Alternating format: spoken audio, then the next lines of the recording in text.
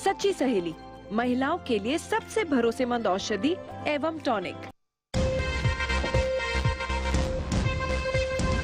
Air force commanders की conference में बोले रक्षा मंत्री, एलएसी पर एयरफोर्स की तुरंत तैनाती से दुश्मन को मिला कड़ा संदेश। चीन की हर चाल का जवाब देने के लिए हर वक्त तैयार रहे वायुसेना।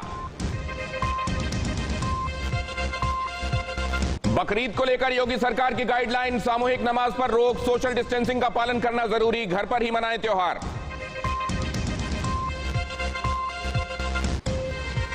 गाजियाबाद में पत्रकार विक्रम जोशी की मौत से सवालों के घेरे में यूपी पुलिस, राहुल ने साधा निशाना, वादा था राम राज्य का, दे दिया गुंडाराज। यूपी सरकार ने 10 लाख मुआवजे का किया ऐलान।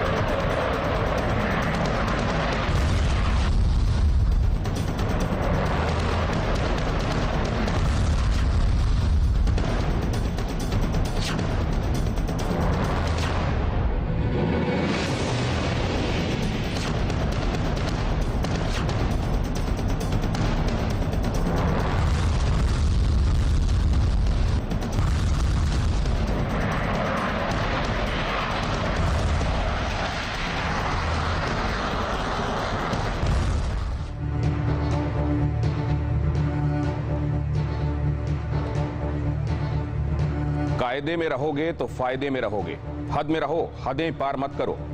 अगर किया तो भुगतोगे, पछताओगे, गवाओगे और ज्यादा कीमत चुकानी पड़ेगी, खाक में मिल जाओगे। नमस्कार, मैं हूं दिनेश गौतम। हमारे बेहद ही खास चौड़ी में आप सभी का स्वागत है। सरहद पर हदें पार कर चुके चीन को रक्षा मंत्री राजनाथ सिंह ने सीधी चुनौती दी है।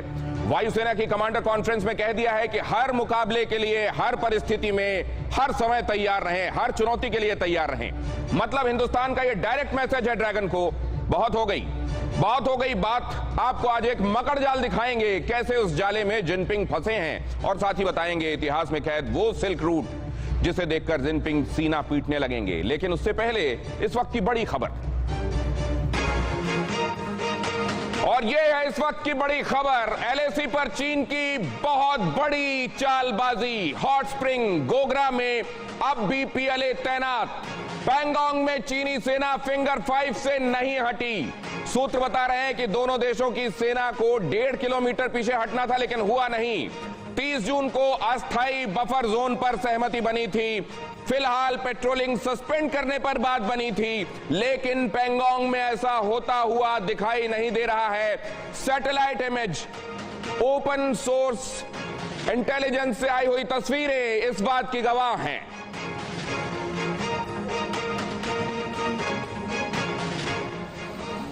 विशेषज्ञों की निगाह से सबसे कॉम्प्लेक्स मामलों में से एक चीन का मामला, जिसको कोई नहीं समझ पाता, उसे समझने की कोशिश करेंगे। एयर मार्शल सुनील नानोदकर हमारे साथ जुड़ रहे हैं। लेफ्टिनेंट जनरल विनोद भाटिया हमारे साथ चर्चा का हिस्सा होंगे। मेजर जनरल संजय सोई हमारे साथ इस चर्चा में होंगे। विष्णु प्रकाश साहब पूर्व राजनयिक इस चर्चा का हिस्सा हैं। अभिजीत छाबड़ा इतिहासकार हमारे साथ जुड़ेंगे, खास तौर से आपको यह बताने के लिए कि जहां भारत की सभ्यता, भारत की संस्कृति का आज भी प्रमाण मिलता है, दस्तावेजी प्रमाण मिलता है, उन जगहों पर अपनी मोहर लगाकर चीन कैसे उसे अपना बताने लगता है। लेकिन सबसे पहले आपको यह बताऊंगा कि कैसे कमांडर लेवल पर हुई बातचीत के बाद भी चीन वो करने के लिए तैयार नहीं है जो बातचीत के दौरान उसने कहा था। ये पहली बार तो नहीं है, लेकिन एक बार फिर सबूत आपके सामने रखता हूं। आइए आपको ये दिखाते हैं कि पैंगोंग के इलाके में उसने क्या किया है। सैटेलाइट इमेज क्या दिखा रही है, कहां तक चीनी सेना अब भी सैटेलाइट में नजर आ रही है और कहां से उसने हटा है। गलवान से हटा तो है, लेकिन पैंगोंग कब छोड़ेगा, पैंगोंग क्यों नहीं छोड़ रहा है। ये अड़ी में हमने आपको लगातार बताया कि यहां पैंगोंग और स्पेंगर से जाने वाली रोड G219 से जुड़ती है, जो तिब्बत और काशगर को जोड़ता है, जो जिनजियांग को जोड़ता है, और ये 1000 किलोमीटर का लंबा जो हाईवे है, वहीं से वॉर रिजर्व्स को आगे पहुंचाना चाहता है फॉरवर्ड पोस्ट तक। इसीलिए हम कह रहे हैं कि गलवान से तो हटा है, लेकिन पैंगोंग कब छोड़ेगा।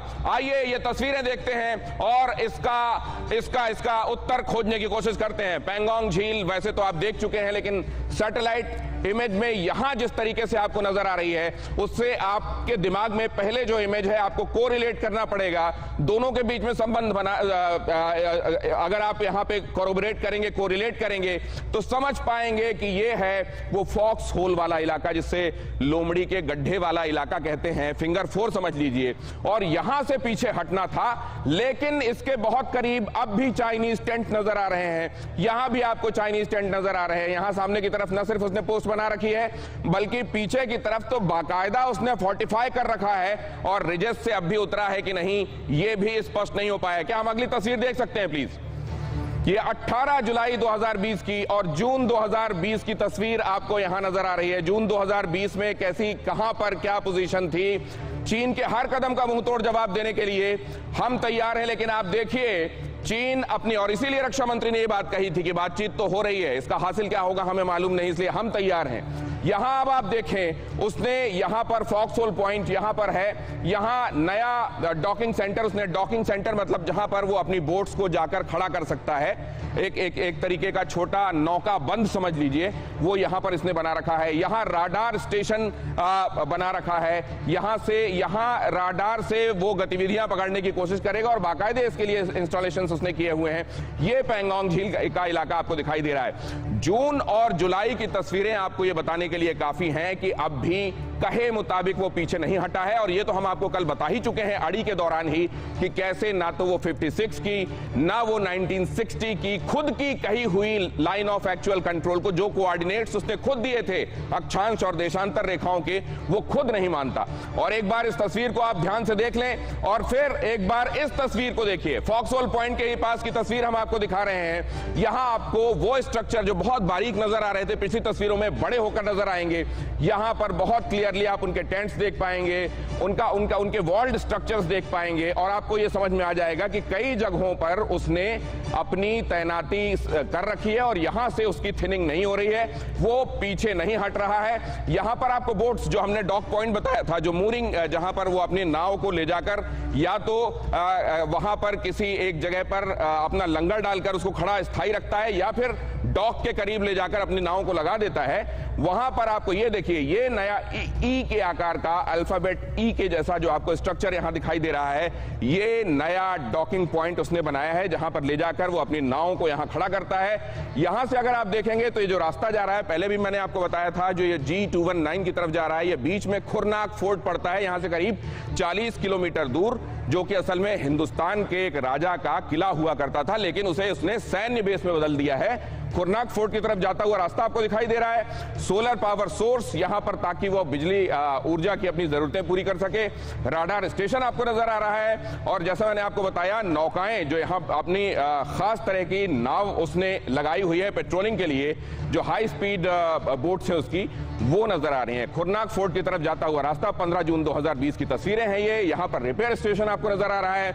8 नावें अगर आप ध्यान से देखेंगे तो ये डॉट्स आपको नाव कहां पर खड़ी हुई है, उसकी बोट्स, पेट्रोल बोट्स कहां पर खड़ी हुई हैं वो नजर आ रहा है। और ये रुटोक की तरफ जाता हुआ रास्ता है। रुटोक जो कि उसका आर्मी बेस, एक तरीके से बेस सिटी है, उस रुटोक की तरफ जाता हुआ रास्ता, और ये 2 बोट्स दिखाई दे रही हैं। यहां पर जून 2020 15 जून की ये तस्वीरें हैं जहां आपको साफ दिखाई दे रहा है कि उसने इस जगह को, पैंगोंग को खास तौर से रणनीतिक महत्व का समझा है, और इसीलिए वो बिल्कुल भी यहां से पीछे हटने के लिए तैयार नहीं है। और इसको लेकर आइए अपने मेहमानों के पास चलते हैं और ये समझते हैं कि क्या पैंगोंग से उसकी नीयत सुधरने का नाम नहीं ले रही है, और अगर ऐसा है तो अब हमारे पास रास्ता आगे क्या बचा हुआ है। सोई साहब, पैंगोंग को लेकर अंदेशा पहले ही था और वो सच साबित हो रहा है।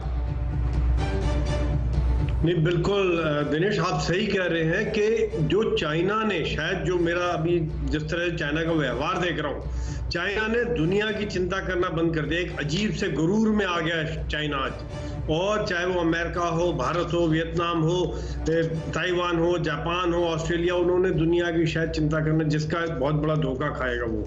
दूसरी बात कि आज जिस प्रकार ये कार्रवाई कर रही है, 4 बार कोर कमांडर की मीटिंग हो, बहुत हाई लेवल की मीटिंग है, छोटी मीटिंग नहीं है, इस लेवल की मीटिंग पहले नहीं होती थी, और ये मीटिंग हुई, वहां पर हुआ के पीछे हटेंगे, और यहां पर अभी भी अटका हुआ है। ये उसकी इंटेंशन साफ दिखाती है कि इंटेंशंस ठीक नहीं है, उनके बिल्डअप अभी भी पीछे हैं, ट्रुप्स अभी भी डिप्लॉयड हैं। और आज जो रक्षा मंत्री ने जिस प्रकार बात की कि ये इससे साफ जाहिर है कि भारत इसका मुंह तोड़ जवाब देने के लिए तैयार है। पहले तो वो ये भी इसके लिए भी तैयार नहीं था कि पैंगोंग वाले इलाके पर कोई बात भी करेगा। नानोदकर साहब और हिंदुस्तान के इसरार के बाद और ये कहने के बाद कि अगर पैंगोंग पर बात नहीं होगी तो किसी और जगह पर कोई और बात करने का कोई मतलब नहीं है, और ये भी कि बाकी जगहों पर उसने तैनाती जो की हुई है उससे ज्यादा डबल तैनाती कहा जाता है कि पैंगोंग में उसने की हुई थी। पैंगोंग का महत्व क्या हम भी समझ रहे हैं और इसके लिए हमारी स्ट्रेटजी क्या होनी चाहिए और क्या है, नानोदकर साहब? देखो, पैंगोंग को लेके यहाँ जो कार्रवाई चल रही है उसको पीछे हटना वहां से जरूरी है, क्योंकि उसको वो जो जगह है उसकी स्ट्रेटेजिक इंपॉर्टेंस देखिए आप कि अगर चाइना वहां से हटता नहीं है और जो वहां से उन्होंने हाईवे का जो काम जो किया हुआ है शुरू, उसको अगर कंप्लीट कर देता है और वहां बैठे बैठे अगर वो हमारे इलाके में गश्त डालने की कोशिश करता है तो देखो आगे जाके उसका स्ट्रेटेजिक इम्पोर्टेंस उस जगह का क्या है कि पूरा के पूरा सियाचिन को वो कट ऑफ कर सकता है और हमारे जो सप्लाई लाइंस है वहां से जाने वाली, जो जिसके ऊपर हमारे सैनिक जो वहां तैनात है उसके ऊपर पूरी तरह से निर्भर है, उसको डैमेज कर सकता है। तो ये अगर लॉन्ग टर्म हमारे इम्प्लीकेशन देखे जाए इसके तो बहुत है, और उसी की वजह से जो आज रक्षा मंत्री ने जो कमांडर्स कॉन्फ्रेंस के दौरान जो बताया है कि चाइना को वहां से हटना पड़ेगा, चाइना को वहां से हटना पड़ेगा, नानोदकर साहब का कहना है, क्योंकि ये स्ट्रेटेजिकली बहुत इंपॉर्टेंट है। सर, मैं आपके पास आ रहा हूं, जरा एक बार सारे मेहमानों के पास हुआ हूं, मैं विनोद भाटिया साहब के पास जा रहा हूं। भाटिया साहब, ये बात हम समझ रहे हैं, और अब जबकि बातों की बात पीछे छूट रही है, रक्षा मंत्री फ्रंट पे आ रहे हैं, उनके स्टेटमेंट सब सामने आने लगे हैं कि बातचीत से क्या हासिल होगा मालूम नहीं। आपको लगता है क्या उधर जा रही है बात जो हम नहीं चाह रहे थे कि जाए? देखिए, चाइना के साथ जब भी हमने डील करना है, और मैं एक्सपीरियंस से बता रहा हूँ, बहुत पेशेंस चाहिए होता है डील करने के लिए, और खास तौर से लाइन ऑफ एक्चुअल कंट्रोल में जो गलवान के बाद हुआ, जहाँ पर मानसून काफी धोखा हुआ, विश्वासघात हुआ, दोनों फौजों के बीच में विश्वास की तो बात नहीं पैदा होती है अभी, तो बड़े ध्यान से धीरे से, एक लंबा प्रोसेस है ये, लेबरियस प्रोसेस है, इसको फॉलो करना पड़ेगा। डिसीजन प्रोसेस शुरू हो चुका है, ये मैं नहीं कहूँगी इसमें शुरू नहीं हुआ, शुरू हो चुका है। गलवान में हुआ, पैंगोंग में फिंगर 4 से हटके वो फिंगर 5 पे गया है, तो वेरिफिकेशन होगी, रीवेरिफिकेशन होगी, हमारे सर्वेलेंस होंगे, रेडार्स होंगे, ड्रोन होंगे, तो हमको ये बड़ा इस पर धीरे चलना पड़ेगा और धीरे, लेकिन हमें वहां पर फर्म रहना पड़ेगा। तो अब दो तरह की बातें सर, आपने जो कहा उससे एक इशारा ये मिल रहा है कि हमको रिस्ट्रेन बरतना चाहिए, हमको इसमें पेशेंस रखना चाहिए, क्योंकि चाइना है ही ऐसा कॉम्प्लिकेटेड। आपके पास फिर लौटूंगा मैं सर, बाकी मेहमानों के पास एक राउंड हुआ हूं मैं, विष्णु प्रकाश साहब के पास ये बात लेकर मैं जा रहा हूं। कितना रिस्ट्रेन सर, कितना रिस्ट्रेन बरतना होगा? क्योंकि रिस्ट्रेन तो तब बरता जाएगा जब कुछ कहा हुआ उस पर टिके चीन, वो कहे हुए पर टिकेगा ही नहीं, तो फिर रिस्ट्रेन किस बात का बरता जाएगा सर? इसीलिए रिस्ट्रेन बरतने की जरूरत है, और मैं जनरल भाटिया के साथ पूरी तरह सहमत हूं। चीन ऐसा देश है जिसके साथ हमको, अगर वो चाहता यही है कि हम जल्दबाजी में कुछ करें, और उनके गेम प्लान ये होती है। मैं जब इनके साथ नेगोशिएशन में कई बार बैठा हूं तो रात को 2-2 बजे तक ये लोग बात करते हैं, दूसरे को थकाने की कोशिश करते हैं। ये बहुत पुराना खेल है, और जैसे आप और हम बात कर चुके हैं, समदरामचुंग वैली का जो मसला था वो 6 साल लगे सॉल्व करने के लिए। तो हमको अपनी चौकसी बरतनी है, हमको अपनी डिफेंस स्ट्रांग रखनी है, और जैसे रक्षा मंत्री जी और प्रधानमंत्री जी कह रहे हैं कि अगर हमारी तरफ, हमारी जमीन की तरफ आएंगे या कोशिश करेंगे तो उसका जवाब मिलेगा। पहले पलकें कौन झपकाता है, शायद यही एक खेल चल रहा है। और जिस तरीके से वो चीजों में बातचीत करके मुकर रहा है या बातें लंबी खींच रहा है, उससे ये लग रहा है कि वो निश्चित रूप से ये चाह रहा है कि हिंदुस्तान की तरफ से जल्दबाजी में कुछ किया जाए, लेकिन हिंदुस्तान इसीलिए धैर्य अभी तक बरत रहा है। आपको अभिजीत नजर आ रहे हैं। अभिजीत इतिहासकार भी हैं और साथ ही वो कमेंटेटर भी हैं। चाइना और भारत के मामलों में खासी पैनी निगाहें रखते हैं। उनके पास मैं जाऊं उससे पहले बता दूं 6:15 बजे आपको मकर जाल दिखाएंगे जो चीन के इर्द गिर्द बुना जाने लगा है, क्योंकि चीन को शायद अब यही भाषा समझ में आने वाली है। उसके एक्शन का इक्वल और ऑपोजिट, शायद उससे भी बड़ा रिएक्शन हो रहा है। देश एक व्यूह बनाने लगे हैं, चक्रव्यूह बनाने लगे हैं चाइना के खिलाफ। उस पर बातचीत होगी, लेकिन उससे पहले ये बड़ी खबर, अभिजीत के पास जाने से पहले आपको बता दूं, चीन के लिए यह सबसे डरावनी खबर है। ध्रुवास्त्र मिसाइल का सफल परीक्षण ओडिशा के बालासोर में किया गया है। 15 और 16 जुलाई को यह परीक्षण किया गया। 4 से 7 किलोमीटर तक ये मार कर सकती है। यह ध्रुवास्त्र मिसाइल चाइना के टैंकों को LAC के पास तनाव की स्थिति में तबाह करने का मादा रखती है और ध्रुवास्त्र से चाइना कांप जाएगा। ध्रुवास्त्र की ताकत और इसका सिग्निफिकेंस समझने के लिए एक क्विक रिएक्शन नानोदकर साहब से लेते हैं। नानोदकर साहब, ध्रुवास्त्र और इसका महत्व। देखिए, पहले तो ये इंडिजिनस कैपेबिलिटी हमने बिल्ड करी है। इसके ऊपर काम चल रहा था काफी अरसों से और काफी दिनों से, और जो अभी हमने अचीव किया है, इसकी टेस्ट जो करी है, वो उससे हमें जो सक्सेस मिला है, तो इससे हमारे सर्विसेज का मनोबल तो बढ़ ही जाएगा और एक capability buildup, indigenous capability Bharat की सेना की क्षमता में और विस्तार होगा। और जब घर में ही बना हुआ एक अस्त्र आपके पास आता है तो आपको और संबल मिलता है। अभिजीत, एक क्विक कमेंट आपसे मैं लूंगा। पैंगोंग की स्थिति को देखते हुए असल में किधर जा रहा है मामला? देखिए, चाइना के बारे में मैं 2 चीजें कहना चाहूंगा। पहली बात तो यह है कि अगर चाइना कुछ कहता है कि हम ये करेंगे, तो हमें उस पर विश्वास नहीं करना है, क्योंकि चाइना मशहूर है अपने एग्रीमेंट्स तोड़ने के बारे में। सो अगर वो कुछ कहते हैं तो हमें वो वेरीफाई करना है कि वो एक्शन लेते हैं कि नहीं। तो अगर ये कहते हैं कि हम पीछे हट करेंगे, तो वी हैव टू वेरीफाई कि ये लोग एक्चुअली पीछे हट कर रहे हैं। दूसरी बात ये है कि हमें चाइना का लॉन्ग टर्म गेम प्लान समझना है। तो चाइना चाहता क्या है हमारे से? चाइना इस लद्दाख एरिया में चाहता क्या है? चाइना के ऑलरेडी कब्जे में। मैं आपसे समझूंगा सर उसका लॉन्ग टर्म गेम प्लान क्या है, साथ ही आपसे सिल्क रूट पर भी बात होगी, लेकिन अभी जरा ये समझ लें कि बाकी के देश, उनका गेम प्लान क्या चल रहा है और क्या चाइना ये समझ रहा होगा। आइए आपको समझाते हैं क्या व्यूह रचना हो रही है चीन के इर्द गिर्द, कैसे उसको सामरिक, राजनीतिक, आर्थिक मोर्चे पर पटखनी देने की एक नीति अब देशों की तरफ से आगे बढ़ रही है। और ये यकीनन इसको चाइना के खिलाफ किसी संगठन का नाम नहीं दिया गया है, लेकिन असल में ये एक संगठन बनता जा रहा है जो चीन के खिलाफ बरखिलाफ खड़ा होगा। और क्या चाइना इस बात को समझ रहा है और इससे उसको कोई सद्बुद्धि आने की उम्मीद रखी जाए क्या? यहां पर आप देखें वो मकर जाल, जिस मकर जाल का जिक्र हम कर रहे हैं, जिसमें एक बार फंसने के बाद जिनपिंग को बाहर आने का रास्ता नहीं मिलेगा। शी जिनपिंग कहा जाता है, अपने 10 लाख विरोधियों को चीन के अंदर मरवाने के बाद वो तख्तो-ताज तक पहुंचा है। तो जाहिर है वो यहां से नहीं हटे और चीन को वहां पहुंचा दे कि आने वाले दिनों में भी उसकी जय जयकार चीन के अंदर होती रहे।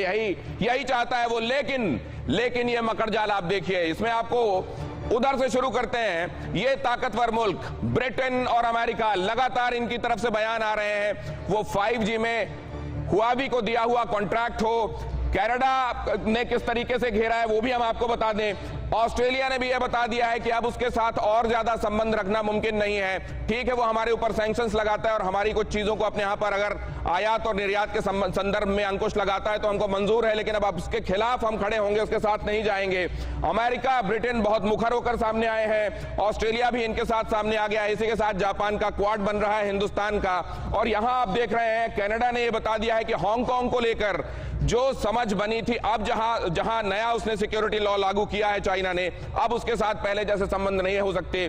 जापान ये लगातार बता रहा है, उसने अपनी कंपनियों को ये कहा है कि चाइना से जो ऑपरेट कर रहे हैं आप वहां से हटिए, आपका जो नुकसान होगा उसकी भरपाई हम करेंगे। भारत ने कितने सारे करार, वो रोड से रिलेटेड हो, वो रेल से रिलेटेड हो, वो निरस्त किए हैं। कितने सारे एप्लीकेशन जो चाइनीज एप्लीकेशंस थे वो बंद किए हैं। और आने वाले दिनों में ये और बढ़ते क्रम में आपको नजर आएगा। और LAC पर तो हम मुंह तोड़ जवाब दे ही रहे हैं। रूस जो अभी तक चाइना के साथ खड़ा हुआ था, अब उसको भी ये समझ में आने लगा है कि व्लादिवोस्तोक पर वो अपना कहकर कब्जा जमा रहा है, अभी चारों तरफ से घिरा हुआ है इसलिए शांत है। लेकिन अगर वो व्लादिवोस्तोक को अपना बता सकता है तो कितना सगा है वो रूस का, ये रूस को भी समझ में आने लगा है। एक जमाना ऐसा भी था जब रूस और चीन के बीच में तनातनी बहुत बढ़ गई थी। हालांकि रूस ये समझता है कि उसकी एक बहुत बड़ी सीमा की रेखा वो चीन के साथ लगती है, इसलिए फिलहाल वो किसी तरह का तनाव नहीं चाहता है। लेकिन ये भी तय है कि रूस ये समझता है कि चीन की नीयत ठीक नहीं है और इसीलिए एक मकड़ जाल बनता जा रहा है जिनपिंग के इर्द गिर्द। और ये मुस्कुराता हुआ चेहरा जो आपको यहां नजर आता है, बहुत जल्द मुमकिन है कि चिंता की रेखाएं इसमें आपको नजर आएंगी। लेकिन ये व्यूह रचना जो यहां पर बन रही है देशों की तरफ से, क्या चीन इसको समझ नहीं रहा होगा? और क्या चीन इसके लिए कोई काउंटर प्रिपेयर्डनेस के साथ सामने आएगा क्या? सोई साहब। नहीं, बिल्कुल जैसा कि आप कह रहे हैं कि चीन को आज पूरी दुनिया कोविड-19 है या उसके बाद जिस प्रकार धोखा दिया है, करार तोड़े हैं। हांगकांग के साथ 2047 तक होना था, वहां पर न्यू सिक्योरिटी लॉ लगा के एक जिसका विश्वासघात किया है।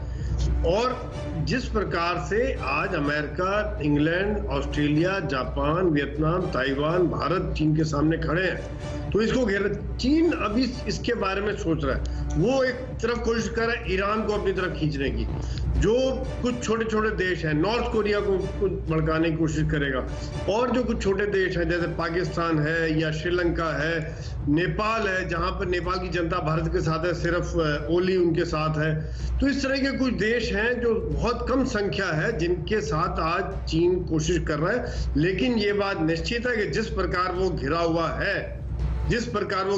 है ये चीन के लिए बहुत कठिन समय है और उसको शायद वो समझ नहीं रहे हैं। दिनेश, क्या विष्णु प्रकाश साहब असल में शी जिनपिंग ये देखते हुए कि वो खुद उम्र के किस पड़ाव में हैं और उनकी महत्वाकांक्षाएं क्या हैं, वो माओ के बाद अपना खुद को सबसे बड़ा नेता स्थापित करने में लगे हुए हैं, क्या इसीलिए वक्त से पहले वो कार्ड्स उन्होंने खेल दिए हैं जो खुद उनके लिए और चीन के लिए बहुत खतरनाक साबित होने वाले हैं? यही दिखाता है क्या ये मकड़जाल?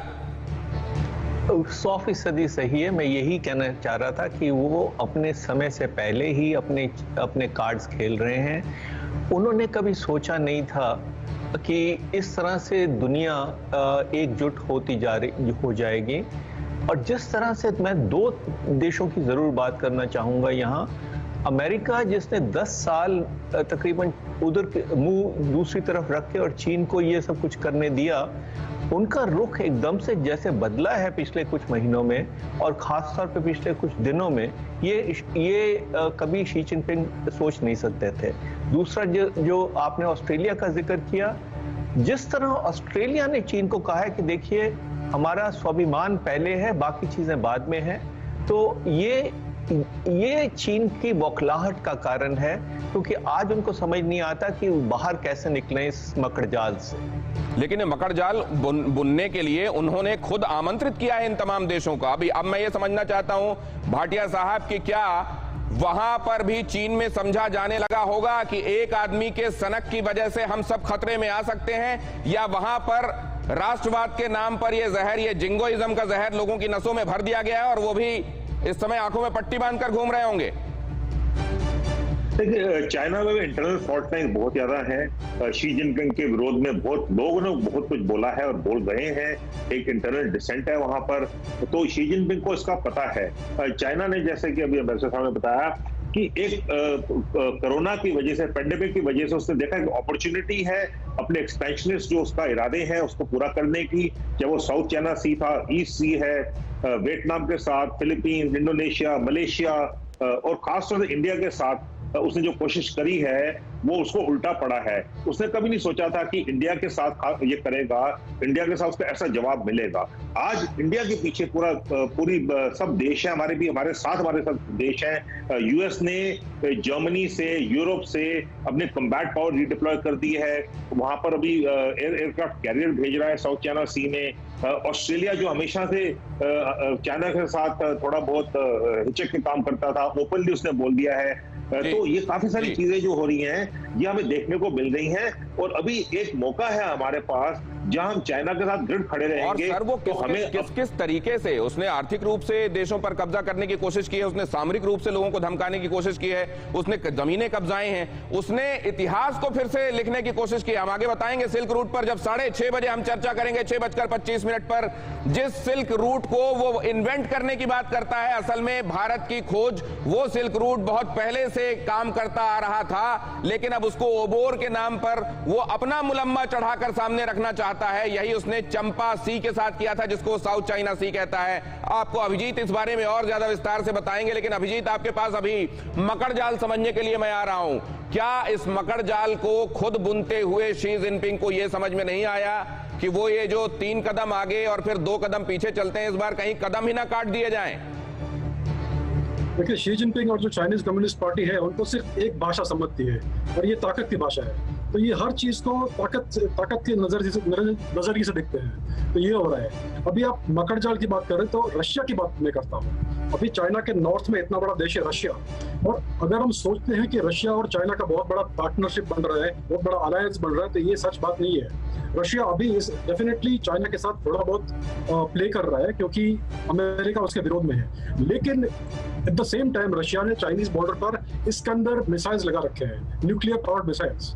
सो रशिया डेफिनेटली चाइना को एज ए एनिमी ही देखता है, और चाइना सबसे बड़ा डेंजर है रशिया के लिए। तो चाइना पूरी तरह से घिरा हुआ है। अगर आप पूरा साउथ ईस्ट एशिया देखेंगे, इंडिया देखेंगे, यूएस देखेंगे, ऑस्ट्रेलिया देखेंगे। श्योर अभिजीत, आप जो कह रहे हैं रशिया को लेकर, हम क्योंकि ये समझ रहे हैं कि रशिया जो ये कहता है कि एक हमारा दोस्त है लेकिन दूसरा हमारा भाई, वो भाई वही हिंदी चीनी भाई भाई वाला भाई है, वो भी समझता है क्या? रशिया बहुत पुराना खिलाड़ी है इस चीज में। रशिया जियोपॉलिटिक्स बहुत अच्छे से खेलता है। तो रशिया बहुत पुराना खिलाड़ी है। निश्चित रूप से वो ये समझता है कि हिंदुस्तान सदाशय देश है और चाइना एक धूर्त देश है। और इससे पहले कि मैं आगे बढ़ूं, आपको एक बार फिर से बता दूं एक अहम खबर। अमेरिका चीन के बीच चरम पर पहुंच गया है टकराव। वुहान में अमेरिकी दूतावास बंद कर सकता है चीन। अमेरिका के खिलाफ चीन बदले की कार्रवाई कर सकता है। ह्यूस्टन में चीनी दूतावास को बंद करने का आदेश दिया गया था। अमेरिका ने चीन को 72 घंटे का अल्टीमेटम दिया है और इसीलिए बदले की कार्रवाई के लिए वो अमेरिका के दूतावास को बंद कर सकता है।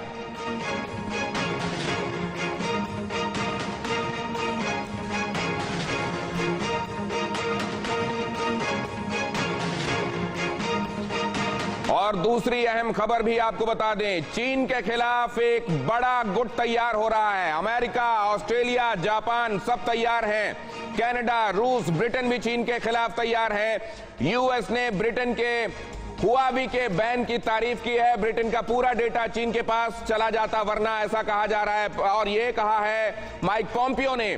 तो आप देख रहे हैं किस तरीके से एक पूरा गठजोड़ बनता जा रहा है चीन के खिलाफ। और ये गठजोड़, इस पर मैं चर्चा करूं, एक सवाल के साथ इसको समाप्त करूंगा और उसके बाद आगे बढ़ता हूं। मैं जरा ये समझ लेना चाहता हूं कि क्या ये गठजोड़ अब यहां से लॉन्ग टर्म के लिए बनता दिखाई दे रहा है? नानोदकर साहब, देखो, ये कोई परमानेंट गठजोड़ नहीं कह सकते इस वक्त पर, लेकिन ये बहुत स्ट्रॉन्ग गठजोड़ जो अभी बना है वो चीन को टैकल करने के लिए है और पूरी दुनिया की ताकतें अभी एक हो रही है। तो आप कह रहे हैं कि फिलहाल है ऐसा, लॉन्ग टर्म में होगा ऐसा कोई गारंटी नहीं है। मैं जरा अभिजीत से ये समझ लूं, अभिजीत, कौन खड़ा हुआ है चाइना के? आपने रशिया को माइनस कर दिया, क्या नॉर्थ कोरिया है, ईरान है, टर्की है, पाकिस्तान है, क्या ये कंट्रीज हैं क्या उसके साथ?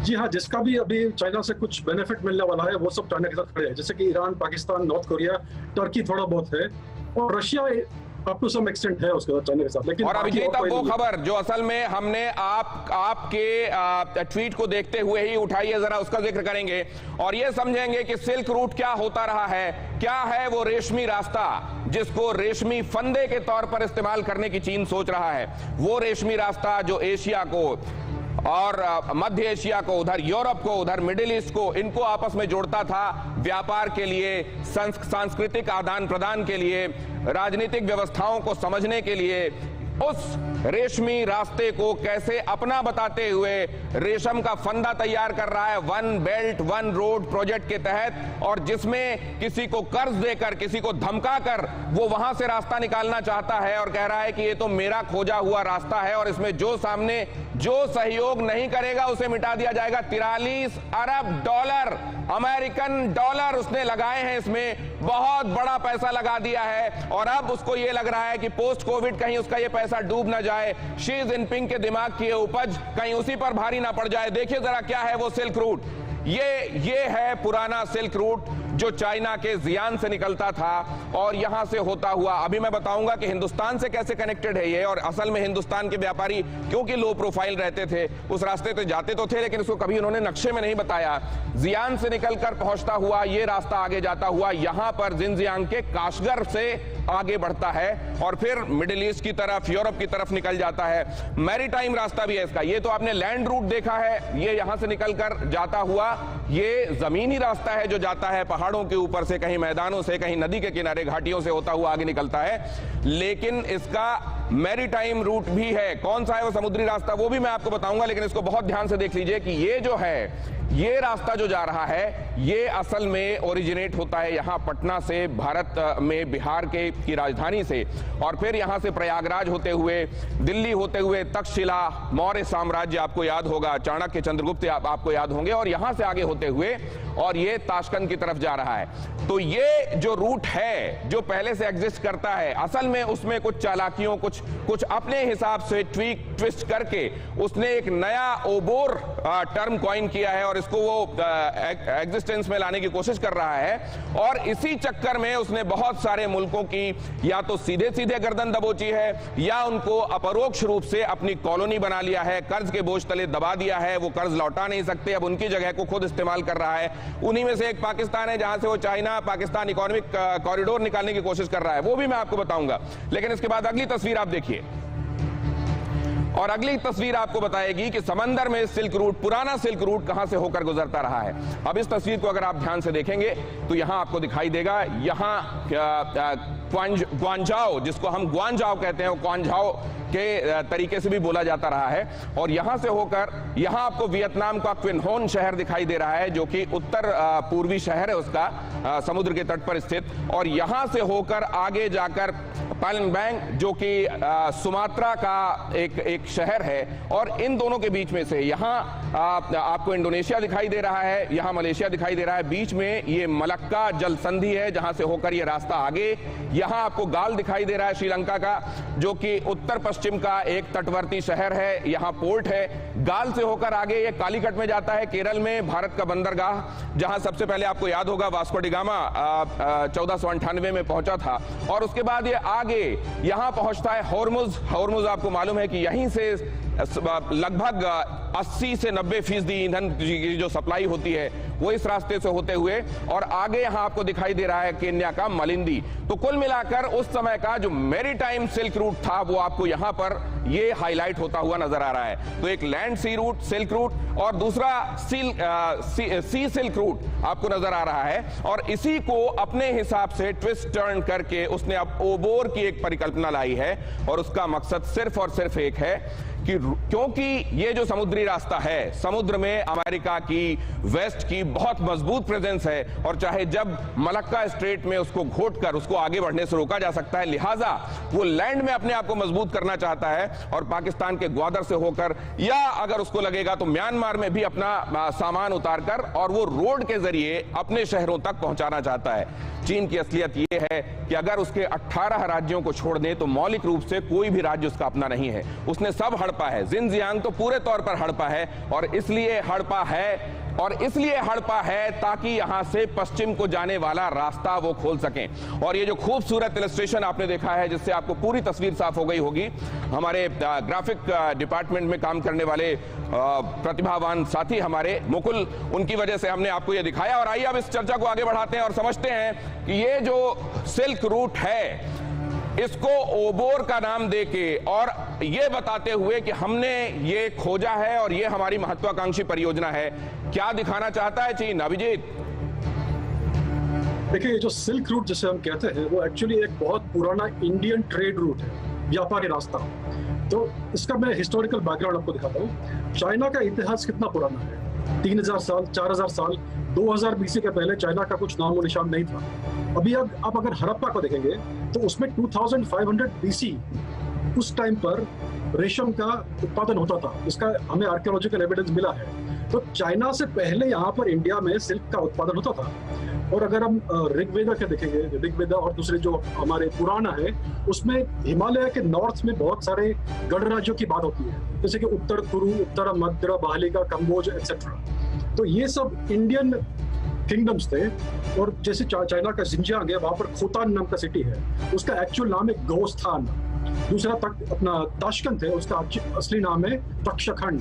तो ये सारा इंडियन एरिया था पहले, और इंडिया और बाकी वेस्ट का जो इलाका है उसमें ट्रेडिंग होता था। तो ये जो पूरा सिल्क रूट जो है वो एक्चुअली इंडियन ट्रेड रूट था, उसको बाद में चाइना की तरफ एक्सटेंड किया गया था। तो इसके लिए इसका ओरिजिन इंडियन है। अभी चाइना कहता है कि वो ये सारी चीजें हमारी है, तो दैट इज फेक हिस्ट्री, ये फैब्रिकेटेड हिस्ट्री है।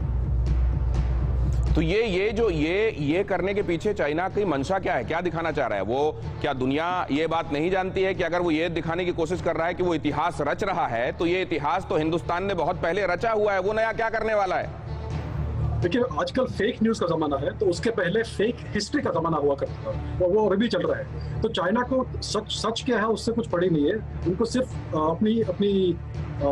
अपना विस्तारवाद करना है और उनको ट्रेड करना है, अपना इकोनॉमिक पावर बढ़ाना है। तो ये हिस्ट्री को रिफॉर्मुलेट करके ये सब करना चाहते हैं। तो अभी ये कह रहे हैं कि वन बेल्ट वन रोड, हमारा पुराना जो सिल्क रोड है उसका एक्सटेंशन है, उसको हम रिवाइटलाइज कर रहे हैं। अब सवाल ये है कि क्या अगर ठीक है ये इन्होंने ये ऊपर से कहीं से इनको नाजिल हुआ है, इसके पहले एग्जिस्ट ही नहीं करता था, और इनको अचानक कहीं से इल्हाम हुआ है और इनको मालूम है कि कहीं पर ये वन बेल्ट वन रोड बनाकर, और ये, लेकिन क्या दुनिया को ये पता नहीं चल गया नानोदकर साहब कि वन बेल्ट वन रोड के पीछे चाइना की मंशा क्या है? क्या दुनिया गुलाम होना चाहती है चीन की? इसका एक बहुत बड़ा महत्व है कि ईस्ट में चाइना लैंडलॉक्ड है, और वहां से जो बंदरगाह में उनको एक्सेस मिलेगा, उनका इकोनॉमिक जो उनका एजेंडा है उसको ड्राइव करने के लिए, हर तरह से उसको ओपन करने के लिए, ईस्टर्न रूट से लैंडलॉक उसको कंडीशन से बाहर आने के लिए, उसके लिए ये महत्वाकांक्षी प्रयास है चाइना का। तो इसमें कोई दोहराया नहीं है। तो कि क्या हम ये समझें सर आपसे, मैं इस बात को आगे, ये महत्वाकांक्षी अगर है, क्या पोस्ट कोविड, पहले भले लोग उसके साथ कोऑपरेट करने के लिए तैयार हो, लेकिन पोस्ट कोविड क्या उसकी ओबोर के रास्ते में अब अड़चने दिखाई दे रही हैं सर? बिल्कुल बिल्कुल दिखाई दे रही है। देखो, उन्होंने चारों फ्रंट्स खोल के रखे हुए हैं सबके खिलाफ, और उसका असर तो उन पे जरूर होगा, असर पड़ेगा। मैं इस बात को लेकर अब भाटिया साहब के पास जा रहा हूं। भाटिया साहब, क्या यही ओबोर चीन के लिए आने वाले दिनों में, वहां के बैंक्स के लिए आने वाले दिनों में बैड एसेट साबित होने वाला है? हो सकता है यही दिवालिया करा दे चीन को। बिल्कुल, देखिए, जो ओबोर है सिर्फ भारत ने ही उसका विरोध किया है, बाकी ने उसका विरोध नहीं किया। आज जो है चाइना की जो 3 pronged स्ट्रेटेजी है, सबसे पहले इकोनॉमिक स्केल में उसने डेट ट्रैप है, उसने लोगों को डेट दे के उनको खरीद रखा है। दूसरा वो वुल्फ डिप्लोमेसी कर रहा है, वो तीसरा वो मिलिट्री कोरिसिव स्ट्रेटेजी कर रहा है। इंडिया एक ऐसा देश है जो उसने बिल्कुल सामना करा है, बिल्कुल बीआरए का, ओबोर का, हमने बिल्कुल उसको नकार दिया है, और उसके साथ में हमारे पास कोई ऐसे कमेंट इसी पर मैं सोई साहब का ले लेता हूं, वक्त की कमी है आप, और मैं ये अनुरोध करूंगा कि आप मेरी मजबूरी समझेंगे। सोई साहब, मैं ये समझना चाहता हूं कि क्या पाकिस्तान भी बहुत जल्दी पछताने वाला है? वहां टिकटॉक वगैरह का विरोध तो शुरू हो गया है। नहीं, बिल्कुल आप सही कह रहे हैं। जिस प्रकार चाइना ने सीपैक का धोखा देकर और ग्वादर पोर्ट के ऊपर कब्जा कर लिया, जिसका पाकिस्तान को कोई फायदा नहीं होने वाला, और पैसा दे के पाकिस्तान एक तरह से आज चीन की कॉलोनी बन चुका है। Free, there are no free lunches and free dinners in this world. ये अब बहुत जल्दी पाकिस्तान को भी समझ में आएगा। विष्णु प्रकाश साहब के पास मैं चलूंगा अपने एक दर्शक का सवाल लेकर। रजनीत कुमार कहते हैं भारत को वन चाइना पॉलिसी को नहीं मानकर तिब्बत का खुला समर्थन करना चाहिए। विष्णु प्रकाश साहब, आपकी राय? देखिए, तिब्बत 70 साल से चीन ने हथियाया हुआ है, और जिस तरह से उन्होंने तिब्बत में बदलाव किया है, वो हकीकत ये है कि उसको बदलाव को रद्द करना मुश्किल है। पर वन चाइना पॉलिसी को हम दोबारा देख सकते हैं और देखना चाहिए हमको, क्योंकि अगर वो वन इंडिया पॉलिसी नहीं समझते हैं तो हम वन चाइना, अगर वन इंडिया पॉलिसी वो नहीं मानते तो हम वन चाइना पॉलिसी क्यों ढोते रहेंगे? हम अगले सवाल की तरफ चलते हैं। एक बात ये भी देखने वाली है, नितिन कह रहे हैं, नितिन कौशल, कि अमेरिका अब की बार चीन को छोड़ने वाला नहीं और वो भी सभी जगह से घिर गया। ये देखते हुए अब चीन के सामने एक ही स्थिति है, मरो या मारो। कुल मिलाकर चीन अब अपने बनाए हुए जाल में बुरी तरह से फंस गया है, उसे सजा भुगतनी होगी।